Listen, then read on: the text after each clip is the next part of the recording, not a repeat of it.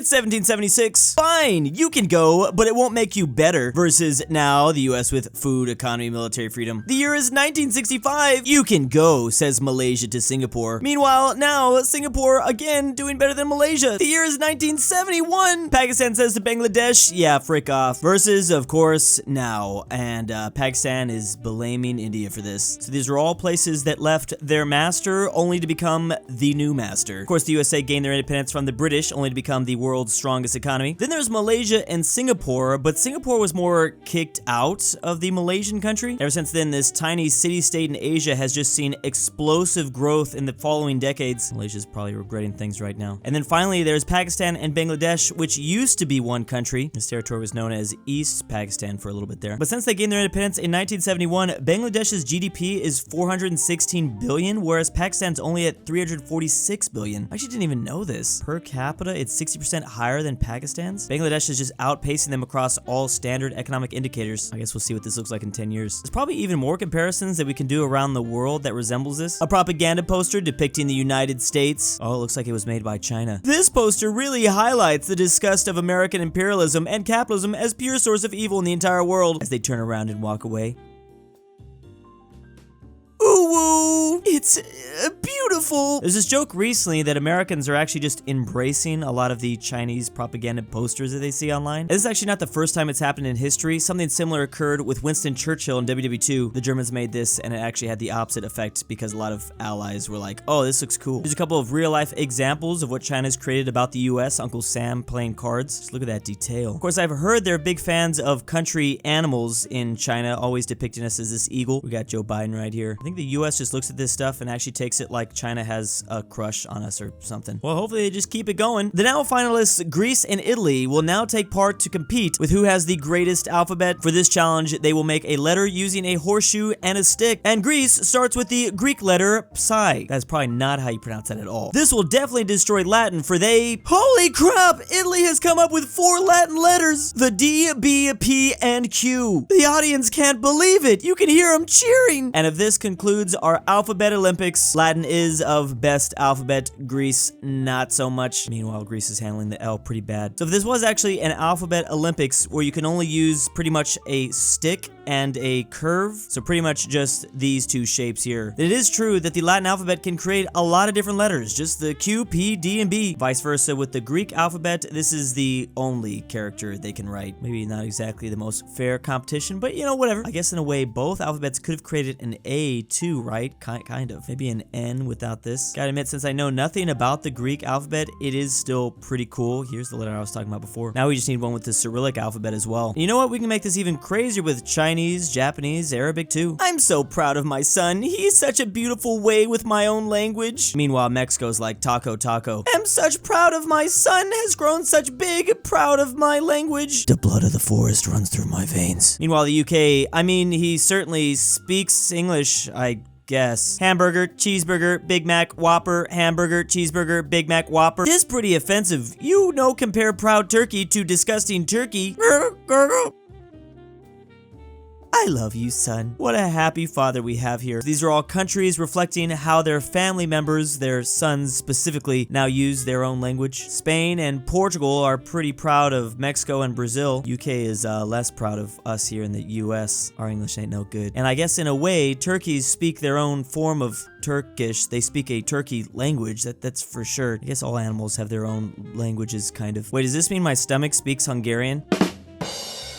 Low-hanging fruit of a joke there, but I just had to make it. It has also now just come to my attention that there are more than 300 million turkeys in the world. Meanwhile, there's only 84 million Turkish people living in Turkey right now. So just like England, Portugal, and Spain getting beat out with less population now than their sons, that's happening, I guess, the same with Turkey too. I really love how wholesome this one was. I want to hug a turkey now. One expensive toy, please, says Libya. Another expensive toy, please. Meanwhile, the Soviet Union just happy to be selling stuff. One expensive weapon of mass destruction, please, please? Your most intelligent intelligence, please? Meanwhile, your crappiest Toyota, please. I'm just poor Chad. I'll pay you back when rich. Okay, says Japan. I'll just give it to you for free. Meanwhile, seconds later, yeah, the Toyotas were a little bit OP. Didn't matter if Algeria had all this fancy stuff back here. It wasn't really gonna make much of a difference. So in 1987, there was a little fight that occurred between Chad and Libya up here. It's all because of this strip right here. The result of this would be a heavy defeat for Libya, and they had over 1.5 billion worth of military equipment destroyed or captured. So I guess Chad earned their Chad name. They literally won by having an overwhelming number of Toyotas. They were severely under-equipped, but it didn't really matter. Nothing can beat a Toyota. Chad being Chad. Rent in Hong Kong, $2,500 per month. 1 gig of mobile data in Canada, $12.55. Medicine in the US, just a whole lot. Yes, man has a garage sale because he's trying to afford insulin. Finally, there's heating in 1920s Weimar, Germany. Costs about 11 million per night. And that is because during this time period, this country faced severe inflation. Between the years of 1918 and 1923, the value of one gold mark in paper marks went, well, way up. A loaf of bread in Berlin that at first cost 160 marks in 1920 would be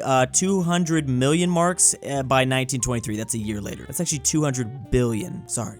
They had to keep printing new marks because everything just got so expensive. Now, it's not the worst ever in history. The Zimbabwean dollar was actually still way more than that. They faced even higher hyperinflation. However, this event does usually gain way more exposure since only like a decade or two later, Germany was going to go into no Germany mode. I wonder if those things had anything to do with each other. Wow, Wyoming, you look so cool. I love your right angles. Meanwhile, Colorado in the background. How can I learn this power? In terms of rectangular shapes here in the US, Wyoming is a bit more rectangular than Colorado. Although I gotta admit, they both are pretty close though. However, we gotta keep in mind that both of these states are actually not perfect rectangles. It seems like they would be, but they have a lot of secret edges. Occasionally in spots, the border will get moved by like 800 meters because of a river or some sort of other geological feature. I mean, this one got moved by a kilometer. Things get pretty messy once you really zoom in on Colorado as well. They both are not true rectangles. It's actually a lot closer than we think. Maybe Colorado is actually closer than Wyoming, being like a true rectangle. I guess a bigger question we should be asking here is why in general is the US just drawing rectangular states like that? We love those straight line borders. Day 78. What started out as a way to escape those filthy European continentals has turned into painful hunger. For any civilization at all, nothing but jungle and savanna lies for miles. Day 81. I have come upon some evidence of civilization, but still no people. Seems to be a little fire pit here. Day 90. But suddenly, an image appeared in front of me, and in my longing for civilization, towards it I ran and ran, and finally, oh no, is that who I think it is? Reason 237, why France is degenerate. I guess this British ball is just gonna be back out into the wilderness, so never be caught dead in front of this stick Eiffel Tower. Only unrealistic thing about this comic is there's only 237 reasons why France is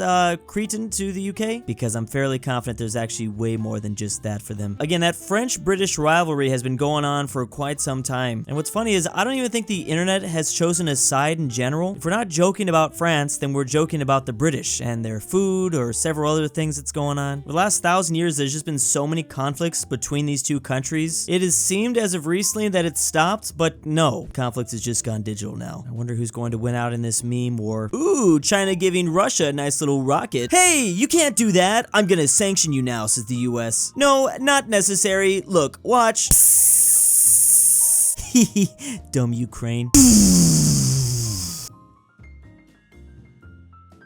Oh, okay. Was that their plan all along? I guess China got their money, so they didn't really care how well it was made after that, and they're probably gonna avoid sanctions now on top of it. The US has actually warned China of supplying arms to Russia, but I guess they don't see any evidence of that. I guess we'll see what happens. Hey, make sure you keep quiet about this. This is a big deal. I know, just give me monies. Russia is cool country who I am like, and these two places are real countries, and I'm supporting them. Naru, what the F off screen? Here comes China with some more money. There's only one China. Here comes Taiwan with more money. There's only one China. Here comes China with even more money. There's only one China. Now here comes Australia trying to use Nauru prisons, as long as they get the money. We Pacific Island nations are supposed to be nice. Why are you being bad? Asks Palau. I live on a barren rock, they respond. Hustlin' is all I got, says Nauru. Oh man, and are they epic? Hustlin' ain't easy. So I guess if you pay Nauru enough, they'll just say whatever you need them to say. But again, they are a giant barren rock, like they said. Now, it wasn't always like that though, but as of the last couple decades, yeah, mainly because it's just been completely mined out. They kind of just really need that money. Also, Nauru happens to be the chubbiest country in the world, so that's what this is all about. And big thanks to my patrons. Drew, I Forgot to Kidnap You. Next date is March 19th, 2023 at 6:30 Boy, do I PM. love Arby's. Drew's Eritrean grandma. Portugal is not Drew's Balkans. Argentinian $20 grandpa. is a lot, Drew. aPhatNarwhal. Bryton is the Caleb, best. The Mexican H. 760. Jack Traven's annoying John friend. Denver Luxembourg is Portugal. Lover. 560. Fresh Robert Quinn Animations. Taylor. RyeThePie. The Wash of the The Wayne Great Ralphie. Commonwealth. Twickenhamster. Carmel and ZaneyBoi.